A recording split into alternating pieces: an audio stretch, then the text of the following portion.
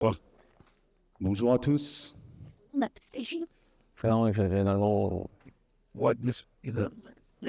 Alors, bienvenue sur cette dernière matinée des rencontres de l'Anstia 2026. Donc, nous allons commencer par une table ronde sur l'impact de l'IA dans nos établissements avec des représentants des VP numériques, de la DGS et de la DGZIP, Florence, Jean-François et Nicolas, qui vont échanger ce matin avec nous. Et c'est parti. Et c'est parti. Donc on est ravis de vous accueillir et merci infiniment de prendre le temps de partager vos retours. Alors moi je me suis rendu compte qu'en fait on avait plein de nouveaux, et nouveaux ça veut dire 1 ou 2 années que vous êtes impliqués dans l'association au travers de ce qu'on vous propose, mais que vous ne connaissez pas l'Anstia. Donc je voulais faire aussi un rappel, puisqu'on va faire un tour de table. Donc si vous voulez bien, je vais commencer par l'Anstia, qui est l'Association nationale des services TIS et audiovisuels. Et donc c'est une association professionnelle à destination des métiers de l'audiovisuel et des métiers de l'appui à la pédagogie pour développer, valoriser ces métiers au sein de nos établissements d'enseignement public.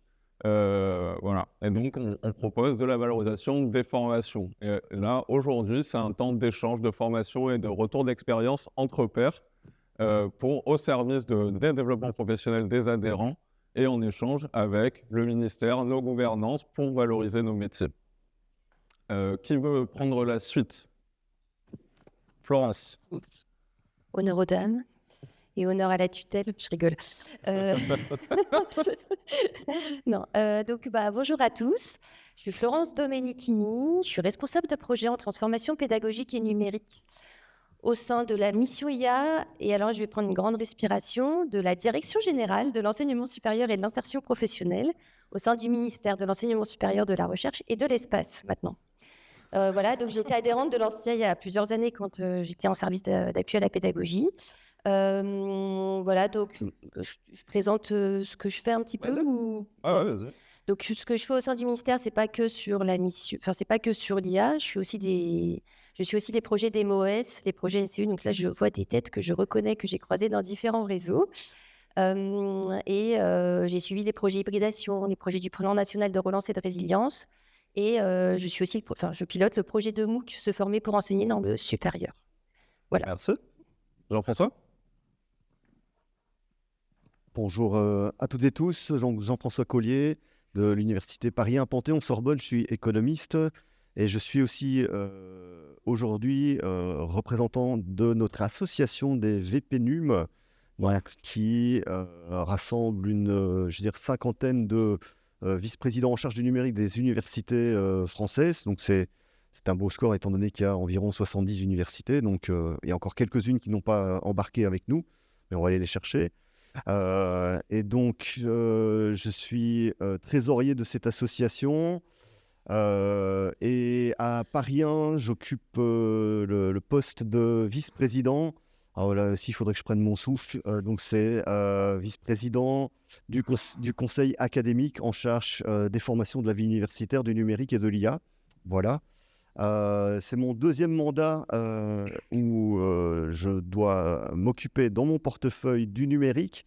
Donc c'est très important puisque j'ai vécu la période avant ChatGPT puis après ChatGPT qui a tout bouleversé. Et je crois qu'on va en parler ce matin. Merci. Nicolas. Alors bonjour à toutes et à tous, je suis Nicolas Boistet, je suis le DGS de La Rochelle Université, donc bienvenue dans notre université.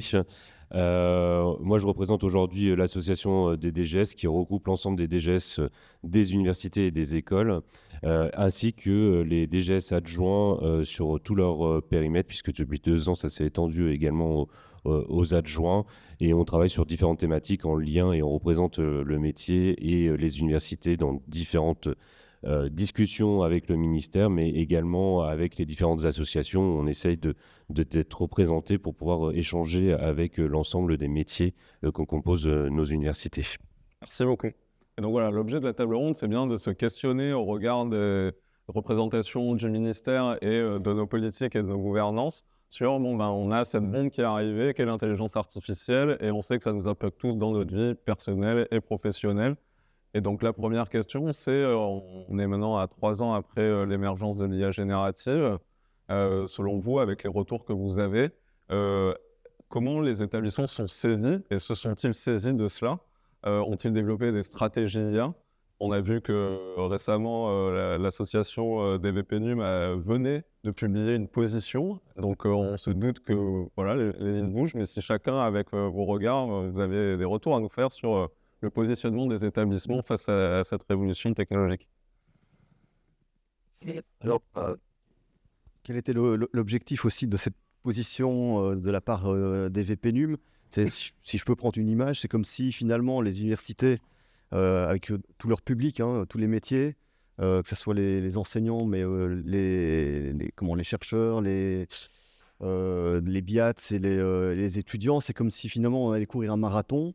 C'est-à-dire qu'on va tous courir, mais pas à la même vitesse, et on ne sait pas où on va arriver non plus. Donc, on part dans plein de directions différentes. Donc, c'était aussi un peu l'occasion de s'asseoir tous ensemble et de réfléchir à une forme de cadrage sur ce qui est déjà communément admis, en termes de souveraineté, en termes des enjeux environnementaux, en termes d'éthique, en termes de coûts, en termes de définition des besoins.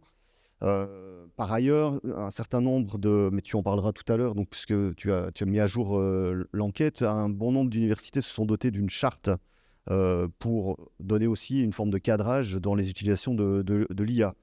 Il y a une charte de l'IA qui est commune, c'est basée sur les travaux du DMOES.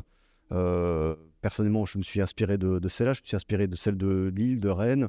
Voilà, et je veux dire, on dit tous plus ou moins la même chose. Il y a quand même une forme de convergence qui semble émerger après maintenant 3 ans d'IA générative grand public. J'insiste, l'IA générative existait déjà avant, mais elle est devenue massive et accessible au grand public, en effet, avec l'émergence de ChatGPT, bien sûr. Nicolas?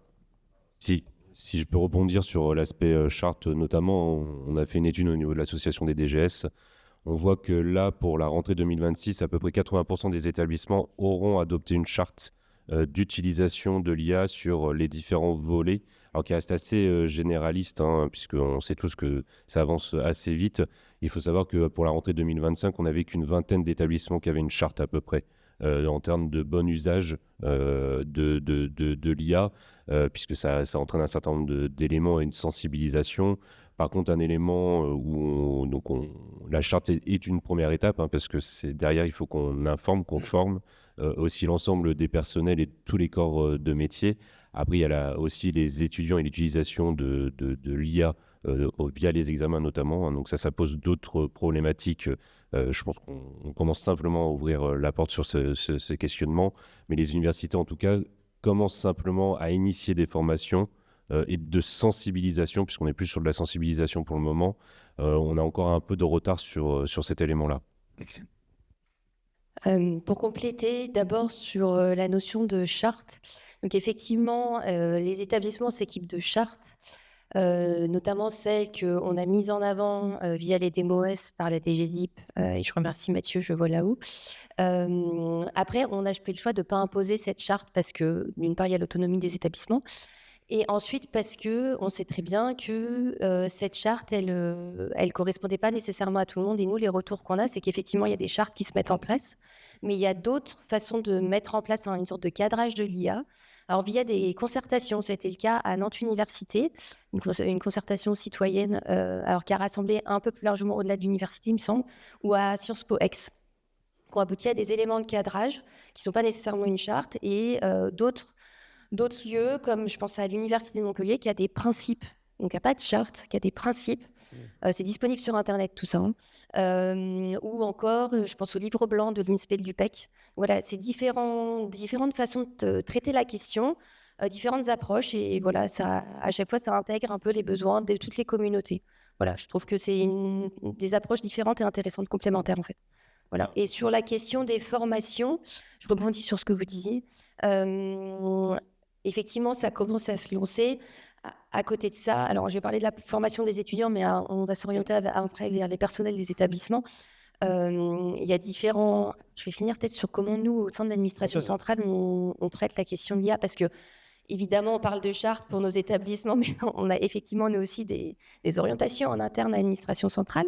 Donc, on n'a pas de charte propre à la DGSIP.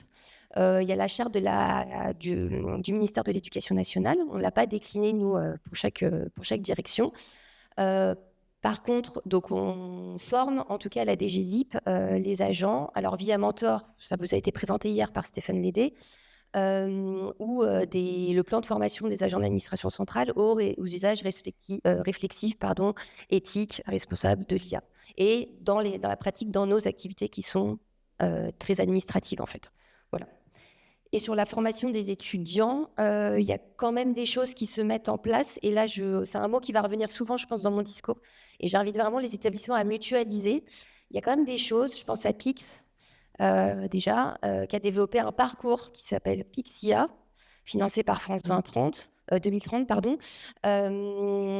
et qui va être à disposition de tous les établissements d'enseignement supérieur. Ça a été lancé suite aux annonces de la ministre, à l'époque, Elisabeth Borne, pour les 4e et les secondes. Il y a aussi le brevet AI de Paris-Saclay, donc à un niveau un peu au-dessus, qui est très intéressant aussi, qui est un peu au-dessus. Et à Saclay, par exemple, ils ont fait le choix de former tout leur personnel. Ils sont tous obligés de passer le niveau 1, donc voilà, les étudiants et les personnels. Et on a d'autres dispositifs un peu plus, je pense à Maison, je pense à Lydie, je pense à Rennes, notamment. Voilà, Bordeaux aussi. Merci beaucoup. Donc voilà, en effet, moi j'ai pu entendre des retours d'adhérents me dire des échos de communautés enseignantes. En fait, tout le monde expérimente, on connaît l'IA shadowing, qui est cet usage de l'IA non réglementé dans son coin. Mais que fait la gouvernance? Et donc là, on se rend compte qu'en effet, tout le monde connaît le sujet, a compris qu'il y avait un réel enjeu et la dynamique est réellement lancée, ce qui est un point de départ. Ça suffit évidemment pas. Jean-François, tu as évoqué les notions de souveraineté, c'est la deuxième partie de cet échange. En fait, OK, on a cette bombe-là, OK, on se dote de chartes, mais on se retrouve confronté aux notions de souveraineté qu'on a pu déjà engager dans les premiers temps de la journée de ces rencontres. Donc souveraineté, sobriété, qui est l'autre penchant de nos rencontres. Voilà, comment est-ce que, du coup, concrètement, une fois qu'on s'est dit, on s'est donné un cadre collectif, opérationnellement parlant, comment on fait pour passer à l'échelle supérieure et sortir de ces usages expérimentaux qui mettent à risque collectivement avec l'enjeu politique international du moment? Longue question. Grand enjeu, en effet. Alors, la souveraineté, je veux dire, la souveraineté parfaite, c'est-à-dire où tout serait logé et tout serait créé chez nous, ça n'existe pas, c'est pas possible. Donc, dans les différentes briques de la machine, qui passe ensuite par les données, le traitement des données, puis le service, où elle est placée finalement la souveraineté là-dedans, tout en respectant en plus les enjeux de cybersécurité, puisque qui dit souveraineté dit aussi parfois fragilité. Donc, il y a ce trade-off, cet arbitrage à réaliser. Donc, c'est évident que là où, je veux dire, il y a une forme aussi de consensus en termes de souveraineté, c'est garder nos données précieusement chez nous et ne pas les ouvrir, je veux dire, aux GAFAM de manière générale, quoi. Donc, c'est-à-dire à mettre sur des serveurs qui sont principalement hébergés chez nous. Il y a différentes initiatives qui ont été mises en place avec le serveur ILAS. Et donc, c'est la mutualisation de serveurs qui seront ensuite labellisés. Donc, c'est aussi une forme de réponse à l'utilisation donc des serveurs américains, pour citer que cela. Mais donc, il y a un effort. On ne joue pas, évidemment, dans la même cour. Je veux dire, on n'a pas les mêmes reins financiers que les GAFAM, qui, eux, peuvent... voilà, ce matin, tout à l'heure, je lisais que Google cherche 80 milliards pour développer un truc sur l'IA encore. Voilà, 80 milliards, bon, il les cherche, il va les trouver, il n'y a pas de souci. Alors que nous, on en est loin. Je veux dire, on est tous à compter nos fins de mois dans les universités. Et donc, face à ça, comment jouer? On ne joue pas à armes égales. Ça ne veut pas dire qu'on est mauvais, mais ça veut dire qu'on place notre curseur d'attention à un autre niveau. Mais la souveraineté, oui, est très importante. On voit qu'il y a eu une attaque récemment encore où on fouettait les cartes les cartes d'identité et les passeports. Donc on sait que les cyberattaques, c'est un enjeu majeur et donc auquel il va falloir répondre avec les moyens qui sont les nôtres. Et peut-être juste pour compléter, pourquoi c'est pas possible de tout héberger si la réponse n'est pas trop complexe et technique, mais en fait, pour des gens qui connaissent pas du tout cet environnement-là, on pourrait se dire, bon, même pourquoi on n'installe pas sur nos machines à notre DSI, c'est quoi les difficultés? Donc, ouais. Je- Ouais. Alors, en termes de matériaux, déjà, il faut aller chercher en Asie, en Afrique, toute une série de composantes matérielles pour fabriquer donc les serveurs et les ordinateurs, ne fût-ce que ça. Donc, ne fût-ce qu'à ce point-là, on ne peut pas être souverain au niveau européen. Donc, ensuite, comme je l'ai dit, un serveur, ça coûte très cher à déployer. Donc, ce que font les universités, ben, c'est avec comment c'est de se mettre ensemble pour voilà. C'est fini le moment où chacun a son petit serveur dans son coin. Puis, alors on sait que ça consomme énormément d'énergie, d'eau à refroidir. Donc, ça demande de la maintenance, ça demande des compétences techniques. Donc, autant mutualiser. C'est la seule issue possible. Pense. Je pense qu'aussi, il y a à travers cette mutualisation, donc via la fédération ILAS, pas que, hein, il y a les data centers aussi, il y a cette question qui va avec la sobriété et la question des usages qui sont différents dans la journée pour les établissements d'enseignement supérieur et de recherche. Effectivement, on va peut-être plus solliciter une IA dans la journée pour tout ce qui est enseignement. Et en même temps pour la recherche, mais pour la recherche, ça peut tourner la nuit. Et là, c'est un peu comme ça que ça marche, de ce que j'ai compris. Je ne suis pas experte en numérique, je tiens à le dire, mais de ce que j'ai compris, ça fonctionne comme ça. Et Olivier Wong m'a quand même bien expliqué. Je regrette qu'il ne soit pas là, sinon je lui aurais filé la patate chaude. Mais de ce que j'ai compris, ça permet de répartir les usages sur la totalité de la journée. Et ça, en soi, c'est un gain financier, c'est un gain en maintenance, et c'est aussi un gain écologique, parce qu'on reviendra plus tard, et ce sera l'objet de la conférence juste après. L'IA, on est tous d'accord pour dire que c'est énergivore, et on ne va pas pouvoir aller comme ça très longtemps, je pense. Donc, voilà. Mais du coup, l'enjeu, juste pour compléter, c'est l'enjeu du sujet précédent des formations, c'est-à-dire la culturation à l'utilisation de l'IA. Il faut correctement définir les besoins et comment y répondre. C'est énergivore. Donc, moi, je vois les étudiants qui utilisent maintenant des outils d'IA, alors pas que ChatGPT, mais même d'autres, à la place d'un moteur de recherche comme Google ou d'aller voir sur Wikipédia. C'est fini ce temps-là. Ils utilisent beaucoup, énormément, donc pour... alors, en bien ou en mal, mais est-ce vraiment est-ce que la meilleure façon de répondre aux questions? Est-ce que je dois toujours utiliser un outil d'IA générative? C'est ça et ça passe par la formation donc, et de tous les publics, non seulement les étudiants, mais aussi les différents personnels, enseignants, chercheurs et BIAT. Et il y a une double problématique. Il y a la problématique financière, puisque effectivement, on l'a dit, il y a la mutualisation qui est en jeu et ça coûte cher aussi, tout ce qui est serveur, etc. Et d'investir aussi pour pouvoir construire nos propres IA, ça a un coût. Et on connaît tous l'état financier de nos établissements, donc c'est complexe. Derrière, il y a la sensibilisation et la gestion de l'utilisation des données aussi. Parce qu'on ne peut pas tout mettre non plus dans les IA. Et c'est vrai qu'on remarque, mais ça c'est à tous les niveaux, hein, c'est une aide, c'est un appui, c'est un outil. C'est pas une fin en soi, mais on ne peut pas mettre tout et n'importe quoi non plus dans l'IA pour éviter justement la fuite des données. Et du coup, ça passe par la sensibilisation, aussi bien des personnels que des étudiants. Et après, du coup, effectivement, on repart sur l'aspect problématique formation, sensibilisation qui est en train de se mettre en place, qui en plus dépend en plus des gouvernances, plus ou moins la sensibilité. Hein, on le voit dans les études qu'on a pu faire au niveau de l'association des DGS. Selon le DGS ou la DGS, c'est pas lancé de la même façon. C'est la sensibilité du DGS qui va lancer une démarche sur la formation, qui va déployer quelque chose et une sensibilisation. Et donc, du coup, on est des établissements qui vont assez en pointe. On a cité, il y a Grenoble-Alpes, il y a l'université de Lille, enfin, il y a un certain nombre d'universités qui ont déployé des choses, Orléans aussi, pas mal. Et d'autres qui sont un peu plus à la traîne parce que voilà, c'est la sensibilité. Comment on utilise aussi la DGS sur cet outil-là qui va permettre de réfléchir sur la formation et du coup aussi bien formation personnelle que formation des étudiants. Donc après, il faut quelqu'un qui lance un peu tout ça pour qu'on puisse sensibiliser les gens. Je peux rajouter Bien quelque chose sûr. peut-être sur la souveraineté. Il y a aussi dans ces questions de mutualisation une équité d'accès, je pense, pour tous les établissements de l'enseignement supérieur. Donc, je ne suis pas sans savoir que vous êtes en difficulté. Je suis au courant. J'ai entendu Nicolas. Donc, c'est une équité d'accès à toutes ces infrastructures pour que tous les établissements et tous les étudiants, tous les personnels puissent avoir accès à des outils d'IA. Alors, je vais revenir sur... Donc, on a parlé d'ILAS. Il y a aussi l'AMU via le partenariat... Enfin, c'est pas un partenariat, pardon. Via l'expérimentation Mistral ESR. D'ailleurs, je crois que je peux le dire, vous allez recevoir les... C'est aujourd'hui que ça ouvre le chat pro pour l'ESR, je crois. Donc, Suspense. suspense, normalement, l'info m'a été donnée que ça ouvre aujourd'hui.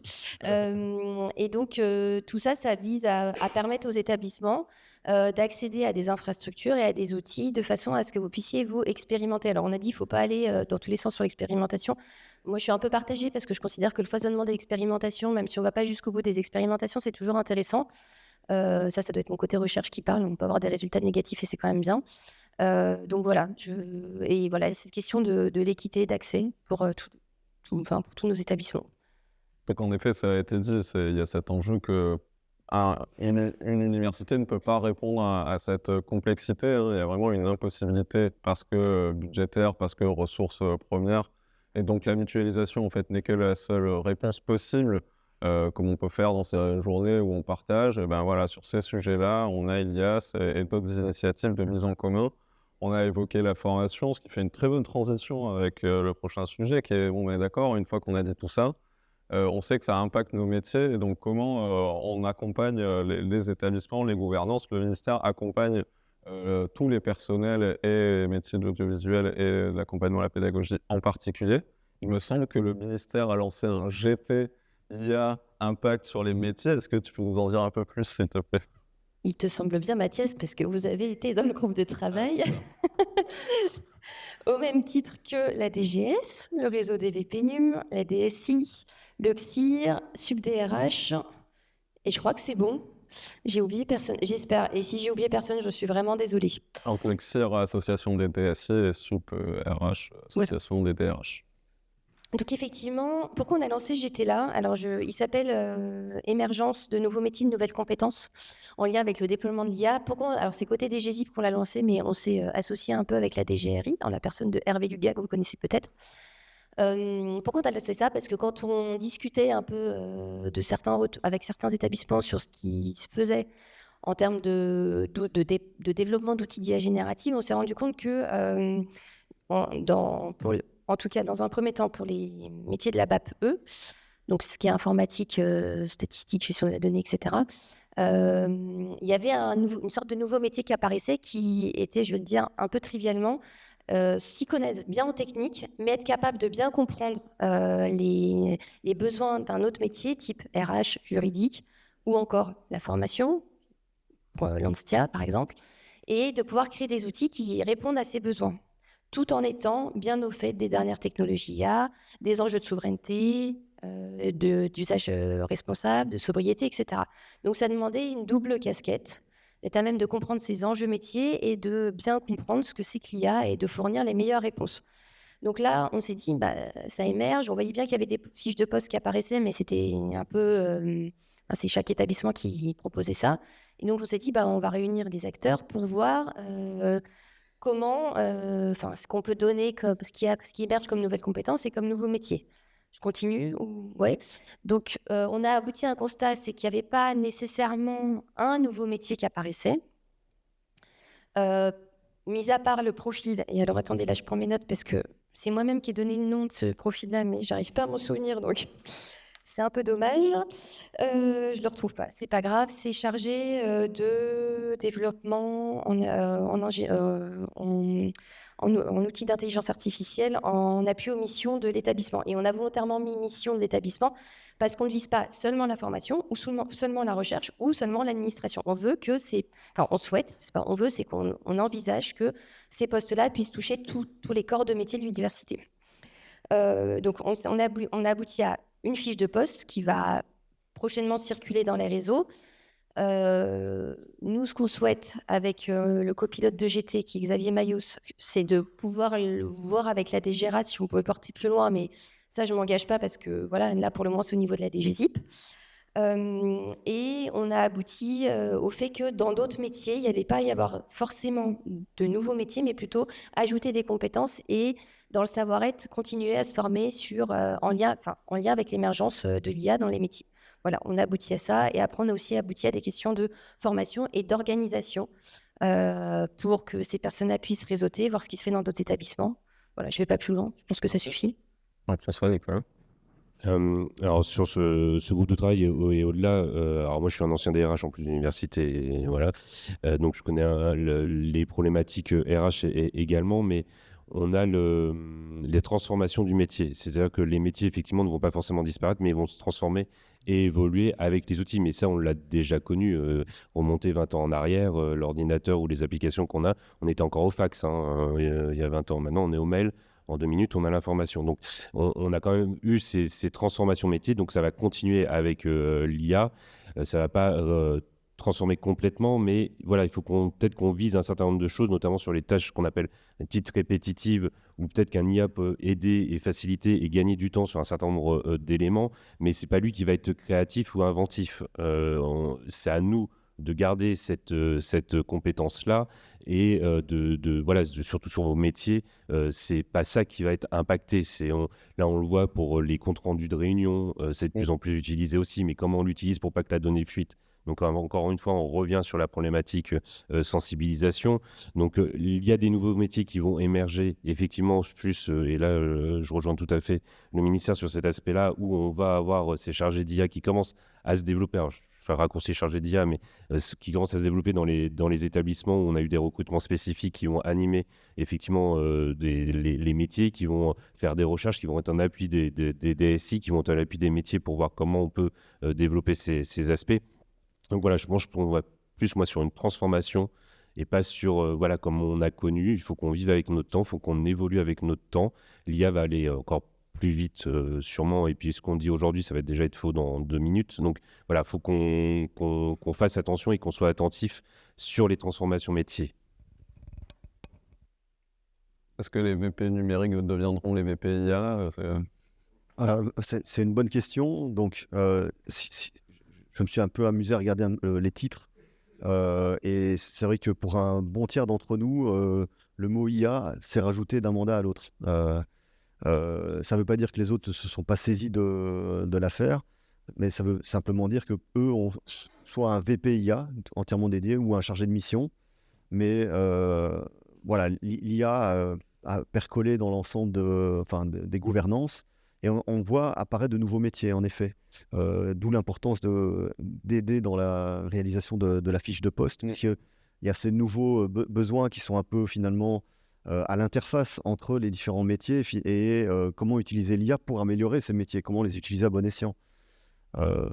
Si je vais prendre l'exemple de mon établissement où on a créé un nouveau service d'appui, l'ADRIS, où on a une sorte d'ingénieur IA qui vient aider à la recherche et qui aide nos chercheurs finalement à moissonner et à ranger, cataloguer l'ensemble de leurs articles de recherche, à bien les référencer sur HAL, etc., avoir son ORCID, les différents numéros de Identification. Identification, merci, c'est ça. Là, on était en pleine infobésité, comme on dit, donc ça partait dans tous les sens. Et il fallait justement ce métier qui comprenne à la fois le métier de chercheur, qu'est-ce qu'ils font, c'est quoi d'écrire un article, qu'est-ce que c'est qu'un chercheur, et à la fois capable de développer des outils d'IA à même de moissonner ces données et de les cataloguer, de les ranger, et de les rendre plus visibles. Et donc, voilà, un exemple d'un nouveau métier où on a donc dû créer cette fiche de poste. Et donc pareil, pendant ces journées, j'ai pu entendre du coup quel est votre lien avec le ministère, comment ça se passe la valorisation. Là, vous avez un exemple du fonctionnement de l'interassociation en interaction avec le ministère. Et il y a une convergence de toutes les associations de ce groupe de travail pour dire que les métiers ne vont pas disparaître et qu'ils vont évoluer. Et que non, il ne faut pas créer une nouvelle fiche métier pour les audiovisualistes. Non, il ne faut pas créer une nouvelle fiche métier pour les ingénieurs pédagogiques. mais avoir ce nouveau poste qui va être à l'interface peut-être des éléments très techniques et de l'ensemble des métiers administratifs à tous les étages. Donc ça, voilà, il y a eu vraiment cette convergence-là. On l'a évoqué, une fois qu'on a défini une stratégie globale, qu'on est à peu près équipé, qu'on sait où est-ce qu'il faut faire une montée en compétences, comment on opéralise cette montée en compétences. On a évoqué quelques formations. Est-ce que, voilà, une fois que ces documents de cadrage ont été définis collectivement, comment concrètement on passe sur le terrain à la suite et à l'opérationnalisation? Moi, personnellement, je trouve que Pix, qu'on a cité tout à l'heure, est un formidable outil qui est déployé depuis le collège jusqu'à l'université, puisque déjà, c'est une plateforme, donc c'est plus facile que de mobiliser des personnes. Donc, les apprenants peuvent apprendre en toute autonomie, s'ils le souhaitent. Hein, ça, c'est déjà une bonne chose. Et surtout, les niveaux sont adaptables, c'est-à-dire il y a le niveau de base jusqu'au niveau expert.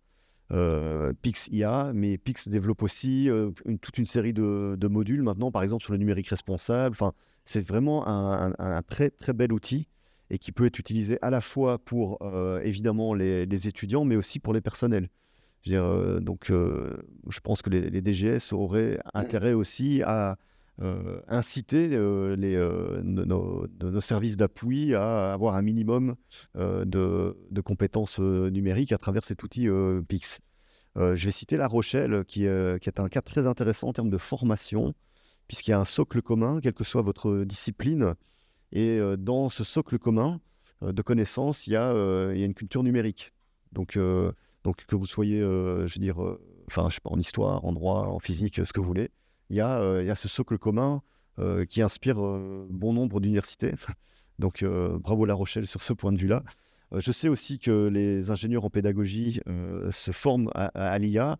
Je peux citer aussi c'est l'ADBS, c'est l'association des services d'information et de documentation, les bibliothécaires, qui est très efficace aussi, qui se forme à l'IA, qui forme ensuite au sein des services de documentation nos étudiants à utiliser l'IA pour comment trouver un ouvrage, comment faire une bibliographie, etc. Et quelles sont les limites de l'IA avec les biais, les hallucinations qu'on connaît, etc. Mais donc, j'insiste sur la force finalement une fois de plus de cette mutualisation et des différentes associations et de regroupements. Je suis toujours persuadé que c'est là que ça se passe. C'est quand on se rencontre comme vos journées de l'Anstia, comme nos bootcamps des VPNUM, où là, on a des échanges, on communique énormément sur nos pratiques. Ces retours d'expérience sont très, très précieux pour aller de l'avant et ne pas partir dans tous les sens. Et réinventer la roue à chaque fois de notre côté. Du coup, je vais rebondir sur deux choses. Donc, Pix, effectivement, voilà, les parcours Pixia, Pix numérique responsable, Pix cybersécurité, ça va. Pixia, c'est déjà là. Pix, les deux autres, ça va arriver normalement. Pour tout ce qui est personnel, et là, tous les personnels des établissements, hein, donc j'entends toutes les communautés. Il y a le Pix FPE, fonction publique d'État, dont nous dépendons tous. Qui est accessible à tous les fonctionnaires en fait. Donc ça, nous par exemple au ministère, c'est en place. Pour les agents du ministère, on a accès à Pix FPE. Donc dans les établissements, c'est pareil. Vous pouvez contacter Pix si ça vous intéresse. Il y a aussi tout ce qui est formation sur Mentor. Donc ça c'est... Juste comme tout le monde n'était pas là, est-ce que tu peux rappeler ce qu'est Mentor? Alors Mentor, ça va être compliqué. Plateforme de formation. C'est une plateforme de formation commune aux agents de l'État. Voilà. Et il y a des formations sur tout. Et Stéphane Lédé l'a beaucoup mieux dit que moi hier, mais y compris sur l'IA, il y a 4 formations. Alors, c'est de la sensibilisation, mais c'est déjà un premier pas, je trouve. Concernant les... Après, bon, vous avez aussi accès à Brevet AI de Paris-Saclay. On a d'autres établissements, je l'ai dit tout à l'heure, qui mettent en place des formations, alors spécifiquement, je vais dire, qui sont dédiées spécifiquement aux enseignants-chercheurs. Alors, pourquoi ? Parce que c'est notamment pour traiter l'impact de l'IA dans les pratiques d'évaluation et dans les pratiques d'apprentissage des étudiants. Alors, il n'y a pas que ces dispositifs-là qui sont nationaux. Il y a aussi des dispositifs qui sont plus au cas par cas. Je pense au Café IA, qui sont mis en place par Onej, par exemple. Ça, je pense que vous avez ça dans vos établissements. En fait, moi, j'ai que certaines remontées, mais je pense que c'est à peu près partout pareil. Et je voudrais aussi revenir sur... j'ai perdu le fil de ma pensée, je suis désolée. Pour les enseignants, encore une fois, je reviens sur ce corps de métier. On a la formation, le MOOC se former pour enseigner dans le supérieur. Yes. Alors, je peux en parler parce que je le connais quand même bien.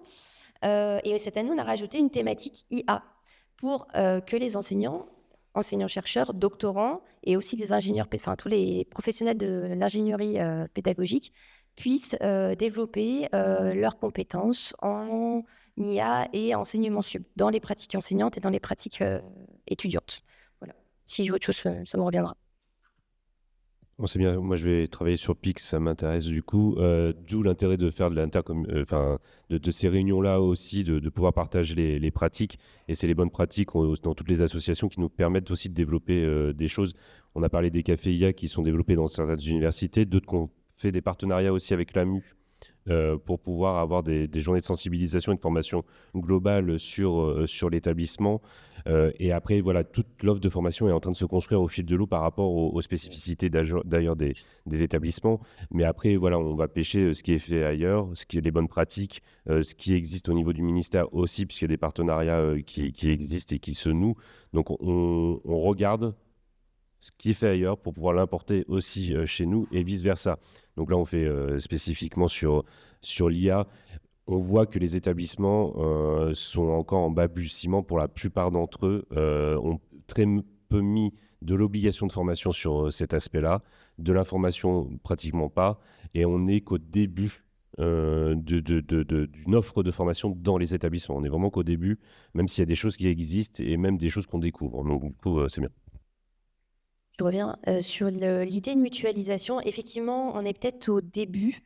On a quand même beaucoup d'établissements qui produisent des ressources de formation à destination des étudiants en sensibilisation ou même en formation, plus ou moins cœur de métier, ça dépend.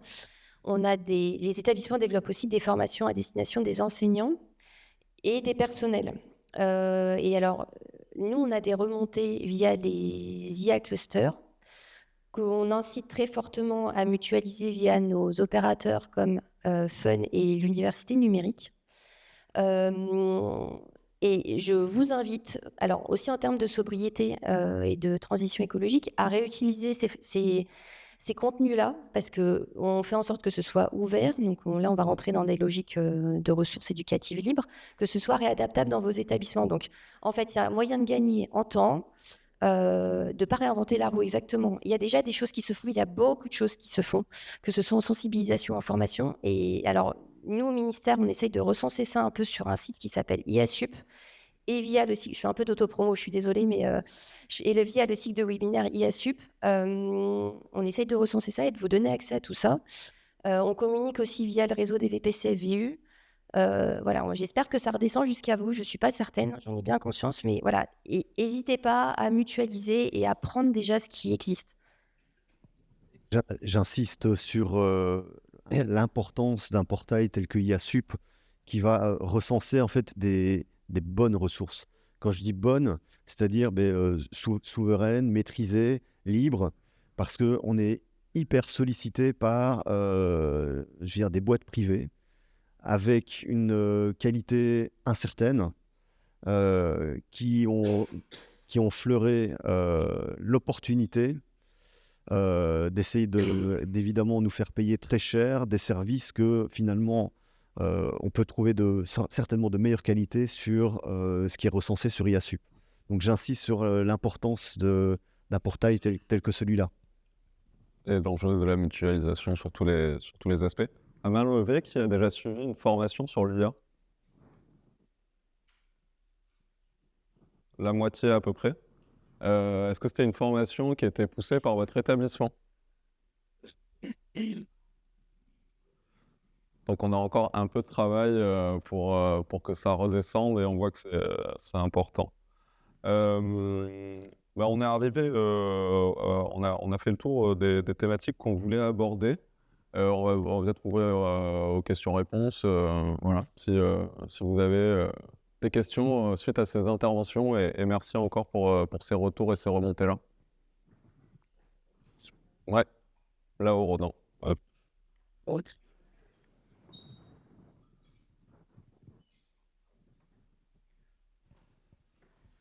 Merci à Ronan, très courageux d'avoir fait son jogging matinal. Merci beaucoup. Merci à vous tous. Je voudrais bien savoir, à vos yeux, imaginons dans 10 ans, on se retrouve tous pour l'Anstia 2036 et on fait un constat de notre situation vis-à-vis de l'IA, vis-à-vis de l'audiovisuel, de la technologie, de nos visions, même au fond pour 2046. Qu'est-ce qui vous paraîtrait, au fond, parfaitement logique dans la situation dans laquelle on se retrouve aujourd'hui de 2036 cet avenir-là, comment il se figure à votre avis, justement? Un peu de prospective. Vous pouvez vous présenter, s'il vous plaît, quand vous posez une question, s'il vous Pardon. plaît. Merci. Oui, non, excusez-moi, j'ai voulu faire la blague, évidemment, à Ronan, et donc ça m'a fait oublier. Je suis Franck Guinal, je suis à l'INALCO, Université de Paris. Pardon. Je peux commencer alors en prospectif, on va dire que vous avez certainement assisté à la conférence de Bertrand Moquet mardi matin où il était question d'orthèse et de prothèse. Je pense qu'on d'ici 2036 ou 2046, on aura, en tout cas c'est ce que je crois, on aura trouvé un équilibre en fait entre les usages de l'IA et entre l'IA en fait et l'intelligence humaine. Je vais le dire comme ça. Donc l'IA et l'IH, si vous voulez, je ne sais pas si ça existe, mais en gros c'est ça. Je pense qu'à mon avis, on ne déléguera jamais tout à l'IA. Enfin, à mon sens, on ne déléguera jamais tout à l'IA. Et de toute façon, on voit bien là, on est 3 ou 4 ans après l'émergence. Il y a eu la posture d'y aller, il y a la posture totalement contre. Et de la part à la fois de la communauté enseignante et aussi de la part, et j'en parlais hier soir, de la communauté étudiante. Donc, on n'a pas non plus à faire une génération qui est en train de se dire « je délègue, je déleste ». Donc, dans mon travail, je vais tout, ce sera différent. Je pense qu'on aura d'ici là, enfin, je le crois, et c'est un peu une croyance très humaniste d'avoir trouvé, pour moi, l'équilibre, un juste équilibre. Après, je ne cache pas que moi, quand ça peut me faire gagner du temps, je le fais. Mais je conserve un regard très critique et c'est là où on en parlait un petit peu, c'est développer l'esprit critique. On pourrait revenir longtemps sur cette notion-là, mais développer, c'est notre rôle aussi en tant qu'établissement d'enseignement supérieur de développer l'esprit critique de nos étudiants, de nos personnels. Enfin, je le crois, c'est en tant que construction citoyenne aussi. On va vers, c'est un engagement vers la société en fait. Je pense qu'il y a ça. Je ne sais pas si ça répond, mais... Nicolas, je vous prends ça. Moi, je trouve la question très intéressante. Alors, moi, je disais que dans 10 ans, je ne serai plus là parce que je ne serai plus DGS de cette université. Mais cet équilibre, je trouve que c'est intéressant en fait, de savoir si on aura maîtrisé cette IA et trouver le juste équilibre entre l'appui que ça peut nous apporter, l'appui des autres outils qui vont se développer, parce que dans 10 ans, on aura autre chose qui sera apparu, je pense, et sûrement dans 20 ans aussi. Je reprends, il y a 20 ans, Internet débutait simplement dans nos métiers. Donc maintenant, c'est un juste équilibre et des fois, ça nous submerge même sur la gestion de l'information. Donc, si on sait l'utiliser, si on travaille en collectif, je pense qu'on arrivera à cet équilibre. Mais il faut qu'on travaille ensemble pour pouvoir trouver cet équilibre et comment il peut nous aider dans notre quotidien, faciliter notre travail d'aujourd'hui et sûrement le travail de demain qui aura aussi changé.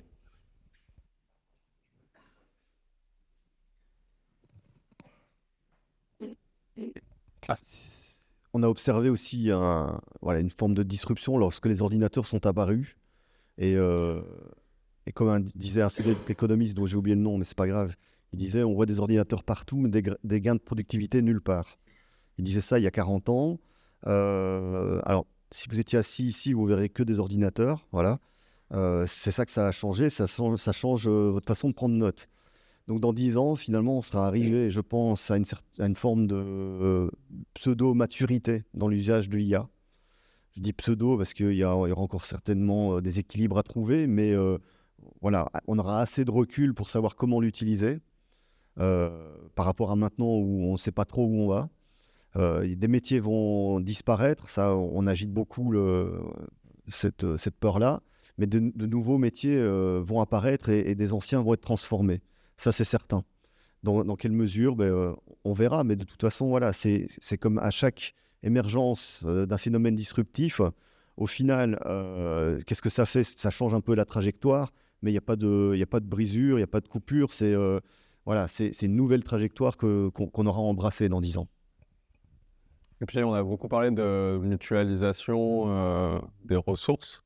Mais il y a pourquoi faire? C'est pour l'individu et puis pour le collectif, quoi. Et donc, ces temps communs, est-ce qu'on aura réussi dans vos établissements à faire des relais? Est-ce que vous trouvez dans ces rencontres ou dans d'autres cadres associatifs on a parlé des formations des personnels, l'Anstia propose des formations et sur l'IA notamment. Donc voilà, c'est comment est-ce que aussi on mutualise pour des collectifs humains peut-être pas avant, bien avant, dans 10 ans.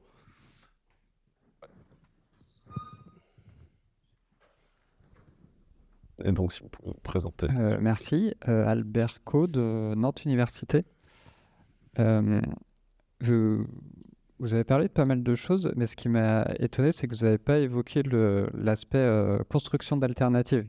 J'ai l'impression que les établissements de l'ESR essayent pas tant de reproduire ce que fait Google avec ses 90 milliards, mais essayent de proposer aussi une autre voie pour l'IA générative, en rappelant que le modèle majoritaire de développement de l'IA pour l'instant est totalement insoutenable écologiquement et socialement.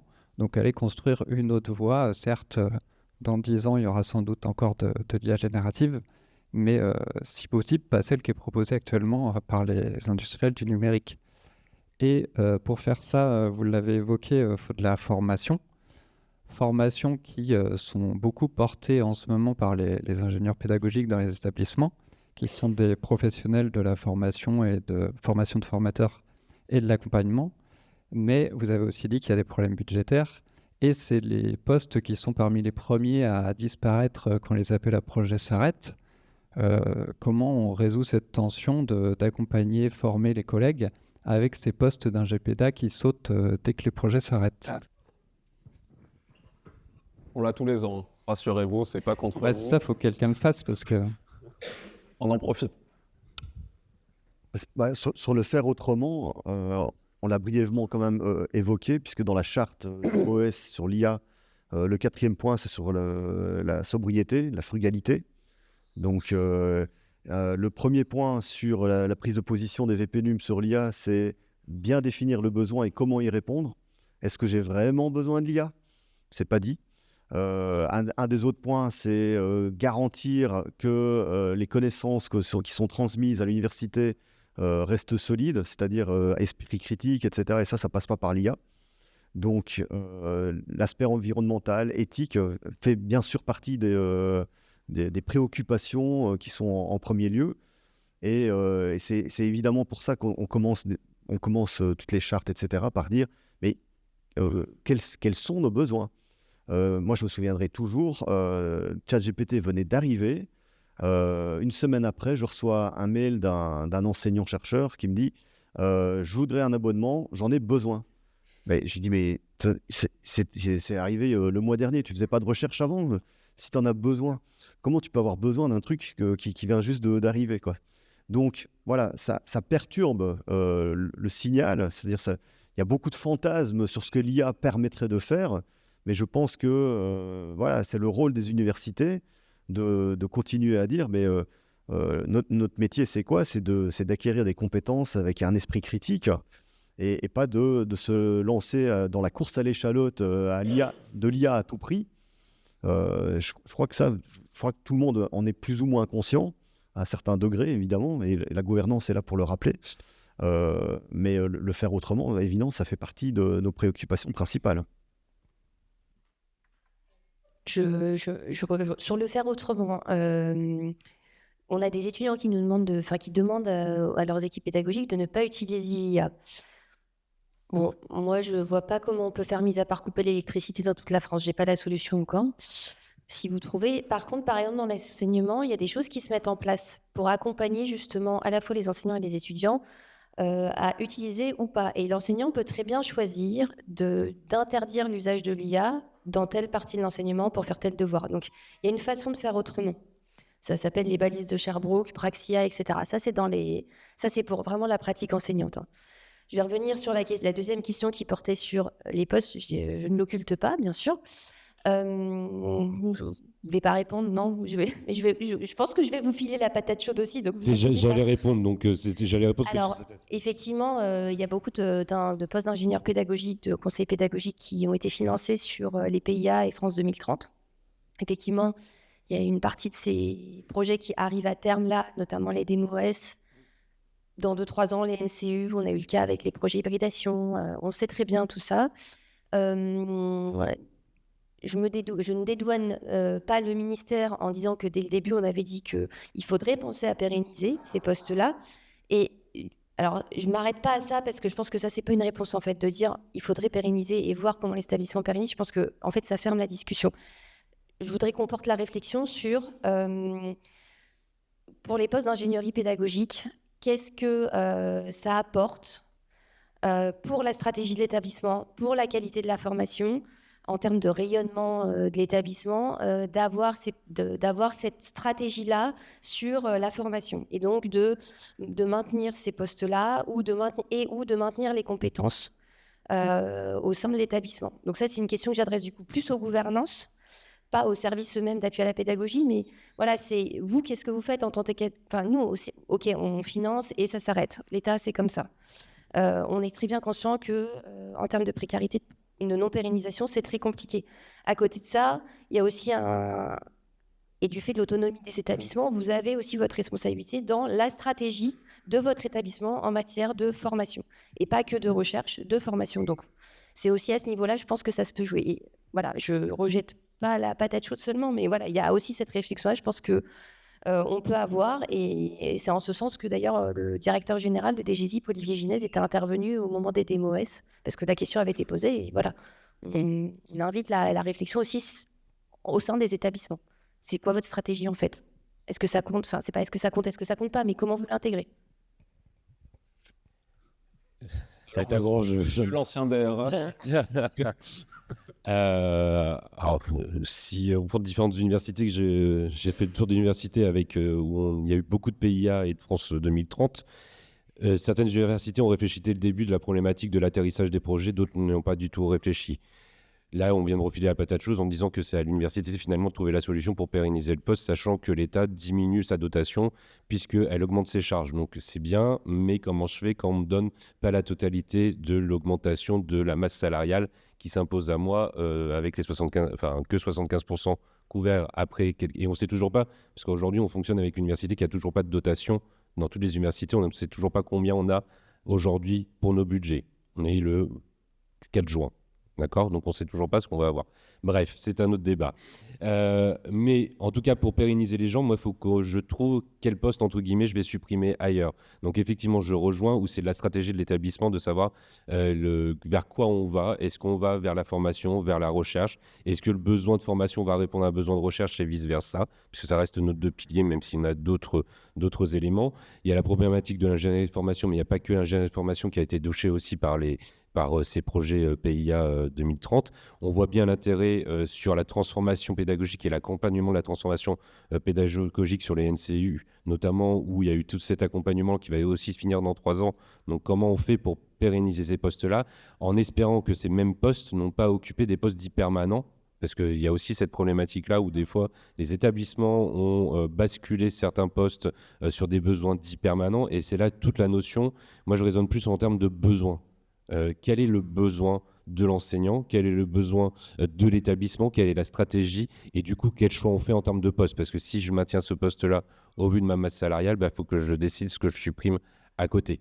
Donc là, c'est la stratégie de chaque établissement, de chaque gouvernance, qui ne sont pas simples automatiquement, donc je ne vous donnerai pas une réponse aujourd'hui, ou par miracle, le ministère va nous faire un autre appel à projet, parce que malheureusement aujourd'hui c'est beaucoup comme ça, parce que ça fait quelques années qu'on n'a plus d'appel à projet, hein, si vous mettez en perspective, France 2030, PIA, là tout s'arrête, DMOS ça a arrêté dans certaines universités, les NCU ont s'arrêté. Est-ce qu'on va avoir d'autres appels à projet, puisque maintenant c'est le modèle de financement des établissements comme on connaît pour la recherche, est-ce que ça va basculer aussi sur l'aspect formation? Voilà, c'est facile de nous responsabiliser sur nos autonomies, qu'on revendique, d'accord, mais en fait, c'est aussi, il faut que le ministère nous accompagne sur sa stratégie également et comment on stabilise ces emplois. Donc vous n'aurez pas de réponse toute faite. C'est une stratégie de chaque établissement par rapport aux besoins de chaque établissement et c'est une négociation en interne qu'il peut y avoir. Et puis, c'est aussi un enjeu pour l'Anstia de valorisation, de faire connaître nos métiers, pas que d'accompagnement à la pédagogie, mais de l'audiovisuel aussi. Donc, on a eu ce travail il y a quelques années sur les fiches métiers de l'ingénieur pédagogique. On a toujours cette complexité, cette lenteur avec référence, mais pour autant, on a des échos que ce travail-là a eu des impacts dans les fiches de postes proposées par les universités. Donc, ça permet au moins de donner un cadre à peu près plus positif pour les personnes qui sont recrutées. Et puis, on n'a peut-être pas de connaissances sur l'ampleur des dégâts. Et donc, c'est pour ça qu'on a aussi ouvert ce groupe de travail organisation et stratégie. On a lancé une enquête, je le redis, essayez de le diffuser dans vos établissements si vous n'avez pas encore répondu, parce que nous, ça va nous permettre de poser des chiffres sur, en fait, c'est 10% de postes qui se ferment ou 90%. Et on pourra plus se cacher derrière d'un petit doigt en disant, ah ben, on ne sait pas, en fait. Donc, merci. Une autre question. Coralie Bouffard, je suis ingénieure pédagogique à l'université d'Albi. Merci beaucoup pour ces échanges, c'est très intéressant. J'ai juste une toute petite remarque, en fait, ou une réflexion personnelle, je ne sais pas comment il faut appeler ça. Depuis 3 jours, on se questionne sur les usages de l'IA et il y a des usages qui ont l'air plus légitimes que d'autres. Je ne sais pas, vous parliez tout à l'heure de pourquoi pas gagner du temps, mais il faut garder la créativité. Moi, ça m'interroge qu'on ne questionne pas ce truc de gagner du temps. Enfin, je veux dire, c'est quoi le truc? Après quoi on court, en fait? Non, enfin, vraiment, il me semble que même ça devrait être questionné.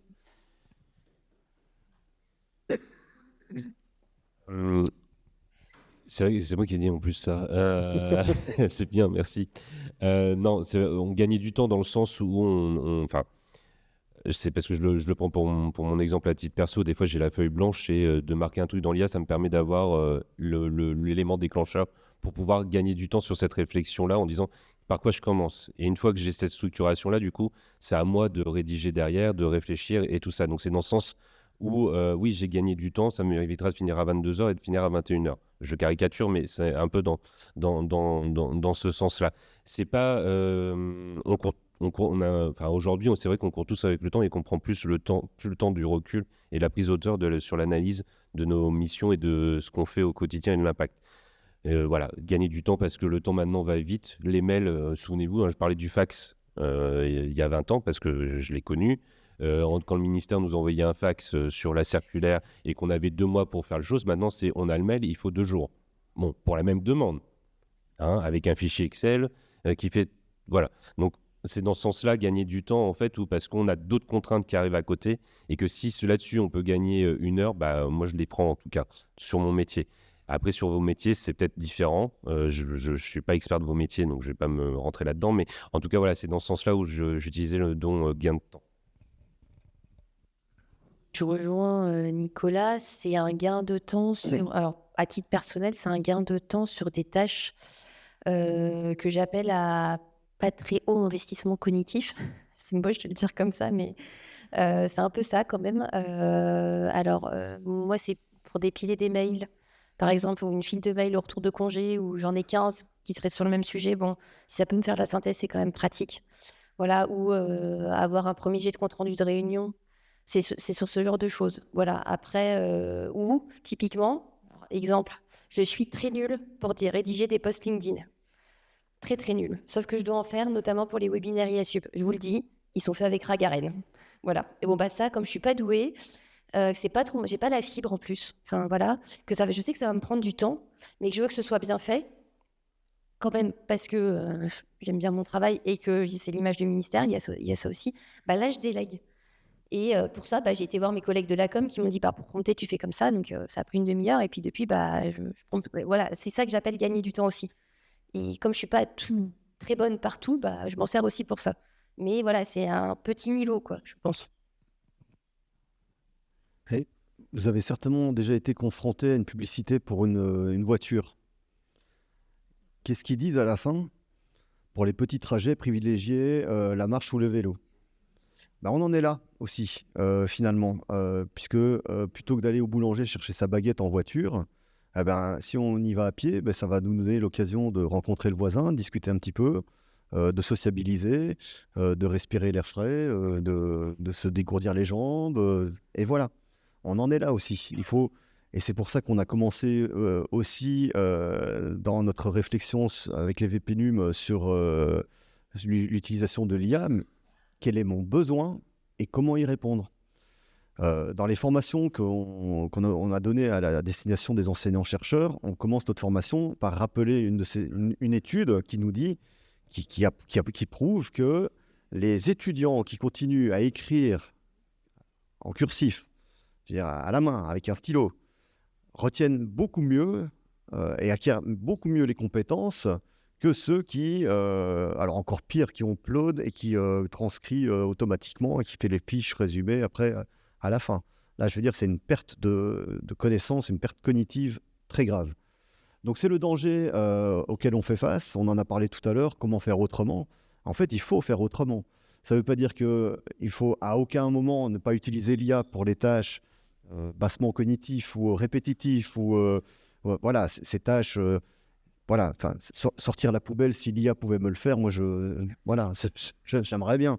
Mais voilà, ces tâches qui finalement ont peu d'intérêt, autant les laisser faire par une machine, mais il ne faut pas perdre de vue notre esprit critique et je parle souvent de réversibilité. Est-ce qu'on serait capable de faire sans? Si demain, tous les serveurs tombent en panne, est-ce que je suis toujours capable d'envoyer une lettre, d'écrire, de réfléchir, de lire un livre? Si je ne suis plus capable de faire ça, alors c'est triste. Donc voilà, c'est toute la réflexion, évidemment, un peu plus méta, plus philosophique si vous voulez, mais le temps, c'est la clé. Hein, comme on le sait, il n'y a que deux choses certaines dans la vie, c'est la taxe et la mort. Voilà.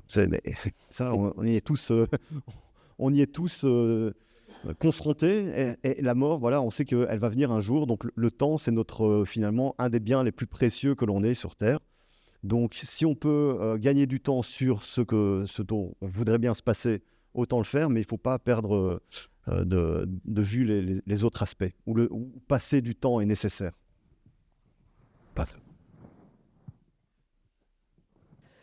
Bonjour, merci pour ce débat. Donc, Johanna Galron, vice-présidente CVU et numérique à la Sorbonne Nouvelle. J'ai 3 questions. La première qui concerne, on a parlé de mutualisation en matière d'IA, mais on peut parler aussi de subsidiarité en termes d'IA, en matière d'utilisation de l'IA. Je vais donner un exemple concret. Je pense que dans tous vos établissements en ce moment, les enseignants sortent d'une phase extrêmement douloureuse qui est celle du choix des dossiers sur mon master et Parcoursup. Et ça, c'est des centaines d'heures de travail. Et parfois, ces centaines d'heures de travail, notamment pour mon master, se passent à des choses aussi fascinantes que de vérifier que l'étudiant qui veut faire un master d'anglais a le niveau requis pour aller faire de l'anglais. Pour cela, actuellement, les étudiants peuvent déposer absolument n'importe quoi sur mon master. Ils peuvent déposer la recette de la tarte tatin. Il faut aller manuellement vérifier que le document qu'ils ont déposé en matière de « j'ai le niveau en langue », c'est un certificat, un diplôme, quelque chose, et non pas la tarte tatin. Ça serait... J'ai fait des essais avec des données anonymisées, bien entendu. L'IA, n'importe quelle IA, est parfaitement capable de faire un tri et de dire tel dossier semble avoir déposé ce qu'il faut, tel dossier ne le fait pas. Mais je ne peux pas automatiser ce processus dans mon établissement puisque j'ai eu tout de suite des levées de boucliers de la part de la SAGI en disant que c'est des données personnelles, on ne peut pas les mettre sur une IA. Et après, ce ne serait pas à moi de le faire. Je pense qu'on a des plateformes nationales et ces plateformes nationales devraient faire ce genre de contrôle préalable administratif. Donc, c'est ce que je parlais en termes de subsidiarité. Je pense que ce qui nous manque aussi un peu, maintenant, il y a quand même des cas d'usage qui commencent à émerger dans les établissements. On a tous un certain nombre de travaux administratifs. Je pense que sur ce plan-là, peut-être réfléchir mieux à ce qui est fait au niveau central, ce qui est fait de façon décentralisée dans les universités, mériterait un peu de réflexion. Deuxième question, est-ce qu'on peut vraiment échapper aux GAFAM? On a abordé très peu la question de la recherche. Je suis d'accord qu'en 2022, dire « j'ai besoin de ChatGPT », ça ne s'imposait pas.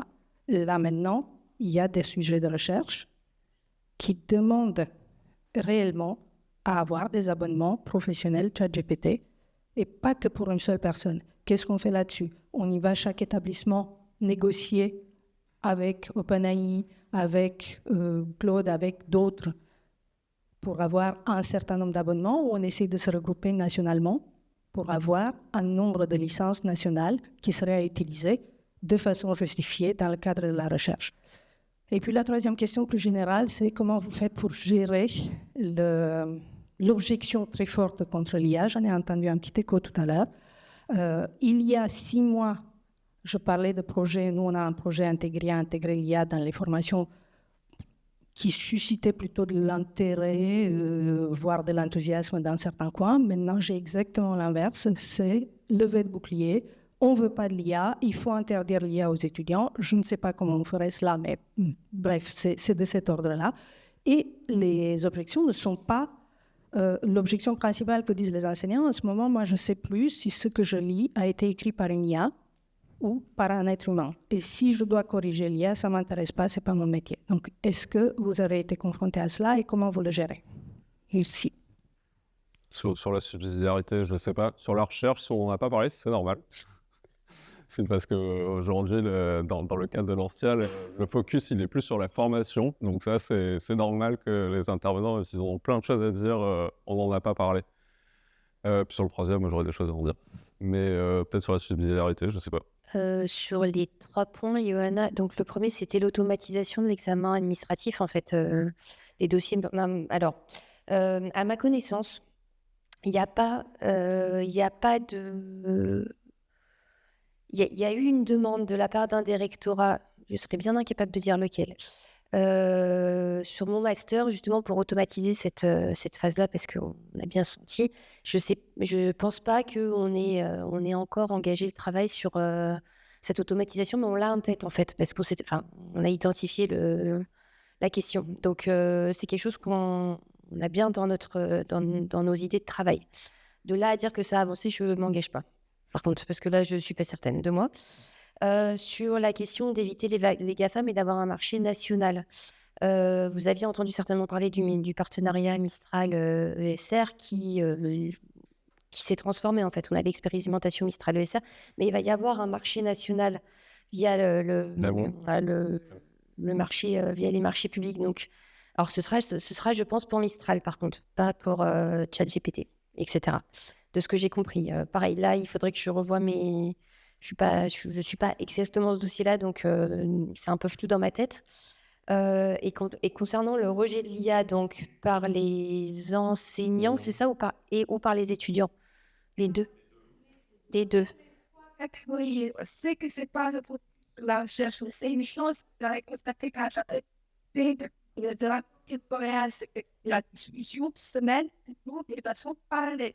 Parce qu'il y a pour l'éducation, il y a pour la formation, il y a pour la recherche. Ça, c'est un vrai problème dans nos établissements. Il y a plein de sites de travail. C'est vrai.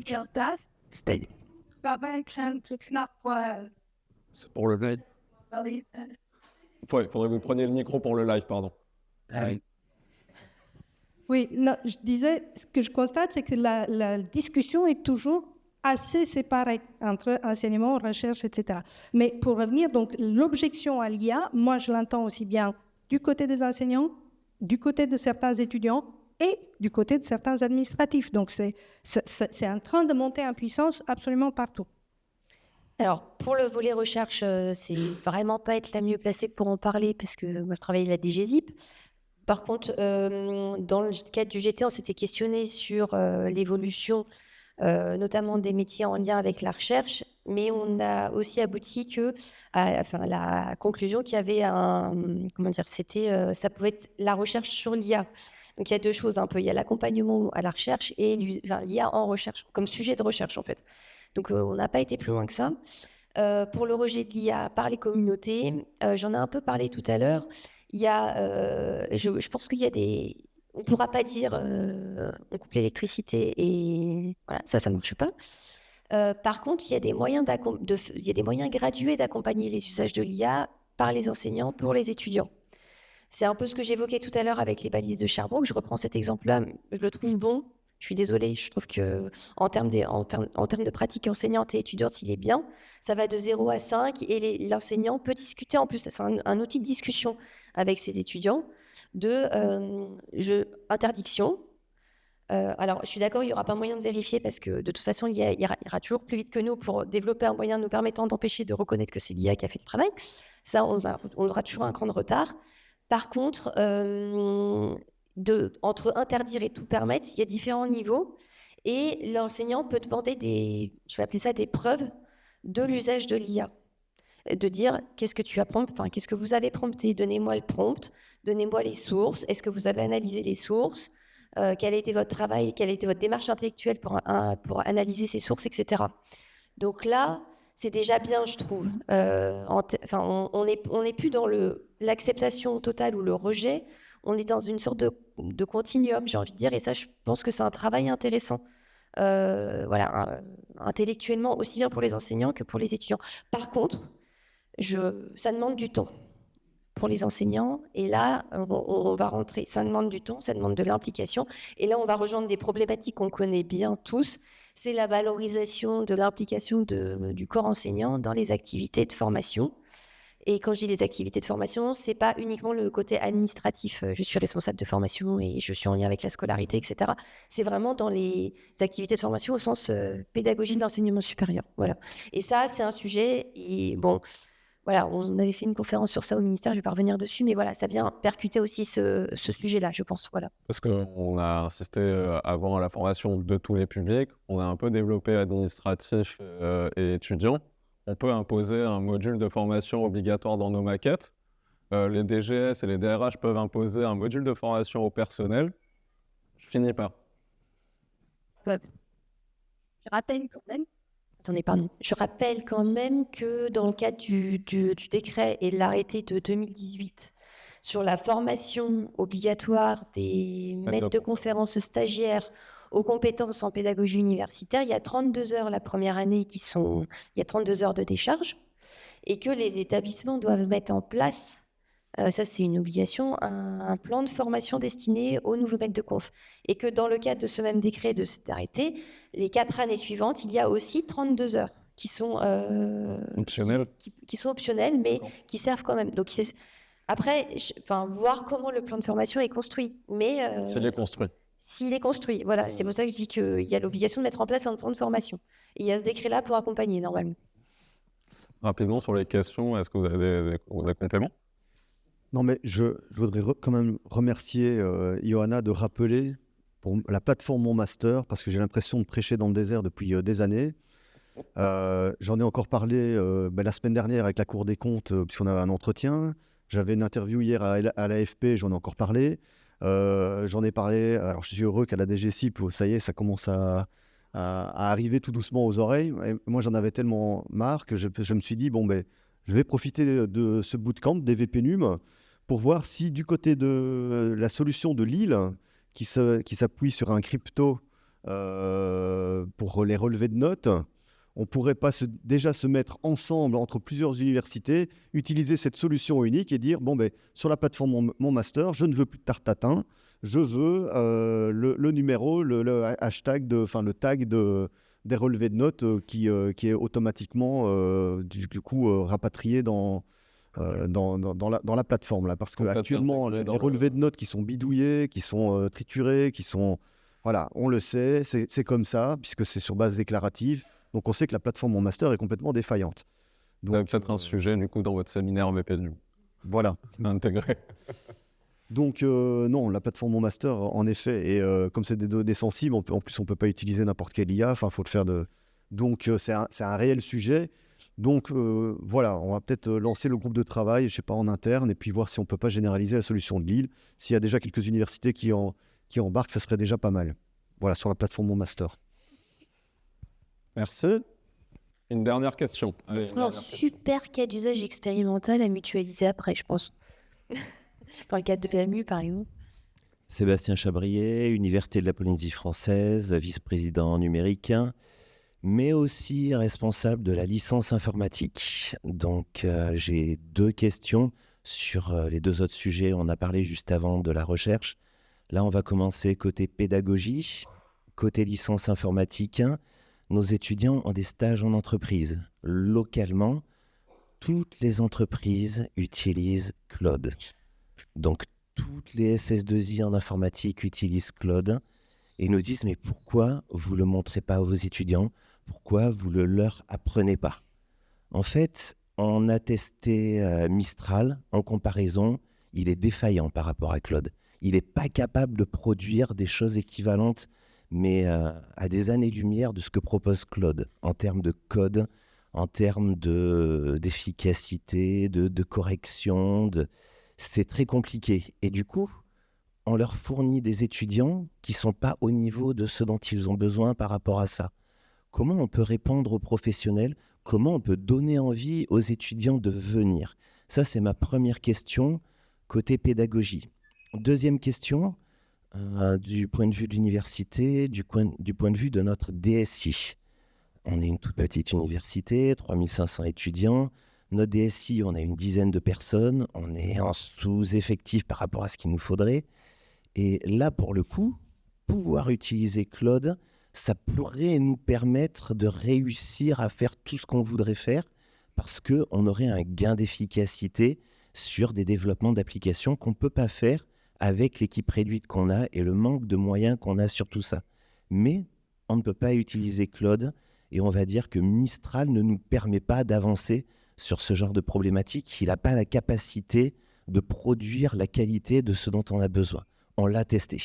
Donc, comment faire par rapport à ça? Donc, je suis conscient que c'est une solution qui n'est pas RGPD. C'est pour ça qu'on ne l'utilise pas ni en administratif côté DSI, ni en pédagogie. Mais du coup, ça nous pénalise vis-à-vis des étudiants, des professionnels, et vis-à-vis de ce qu'on peut produire au niveau de l'université pour améliorer le quality of life de tous les usagers de l'université. Très rapidement.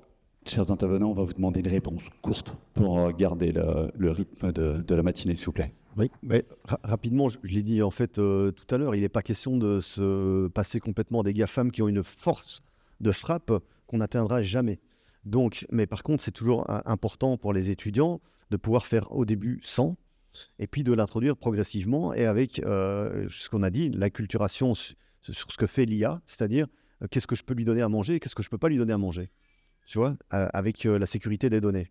Alors, qui corrige ton code parce que tu veux produire tel truc, tel algorithme, ma foi, c'est pas trop grave puisque là, il n'y a pas de données sensibles. Mais à partir du moment où tu vas chipoter avec des données sensibles, tes étudiants doivent savoir que dans ce cas, il vaut mieux utiliser une voie détournée, quoi. Mais il n'est pas question, pas pour moi du moins, il n'est pas question de se passer des outils tels que Claude. Sauf que d'un point de vue administratif, on ne s'autorise pas. Ouais, je vous propose qu'on poursuive la discussion au café. On va remercier une dernière fois Nicolas, Jean-François et Florent.